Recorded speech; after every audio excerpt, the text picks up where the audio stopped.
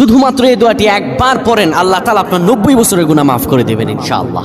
আপনার 90 বছরের গুনাহ মাফ হয়ে যাবে যদি মাত্র এই দোয়াটি যদি একবার পড়তে পারেন। আপনার ভাগ্য খুলে যাবে, রিজিকে বরকত আসবে, মনের ন্যাক আশা পূরণ হবে, আল্লাহ আপনার সব দোয়া কবুল করে দিবেন। সুবহানাল্লাহি ওয়া বিহামদি। এত ফজিলত, এই দোয়াটা আপনারা শেয়ার করে দিবেন। এই যুবকেরা, আমল না করেও সওয়াব পাবা। তোমার একটি শেয়ারে, একটা বাটনে প্রেস করে তুমি সওয়াব পেয়ে যাবা। কারণ তুমি আমল না করো, অন্য কেউ যদি তোমার শেয়ারের বদৌলতে আমল করে, সওয়াব তুমি পেয়ে যাবা। নবীজির হাদিস।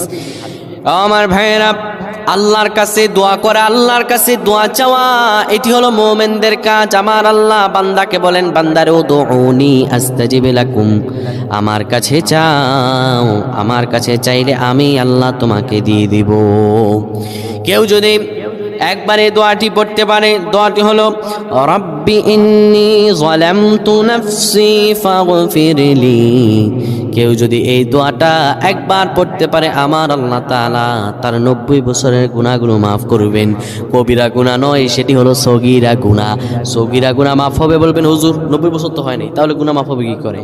আপনার যত বছর হয়েছে তত বছরের সগীরা গুনাহ মাফ হবে, আর বাদ বাকিটা কাউন্ট করে আপনার আমল নামায় নফল নামাজ, নফল আমলের সওয়াব আল্লাহ তাআলা আপনার আমল নামায় দিয়ে দিবেন। কিন্তু এটির ব্যাপারেও সহিহ সনদে তেমন কোনো গুরুত্ব আরোপ হয়নি, এটির ব্যাপারে তেমন কোনো উল্লেখিত সহিহ সনদ নেই। কিন্তু আমল করতে পারেন, যেহেতু এর অর্থ সুন্দর। আল্লাহ আমাদের কবুল করুন, আমিন।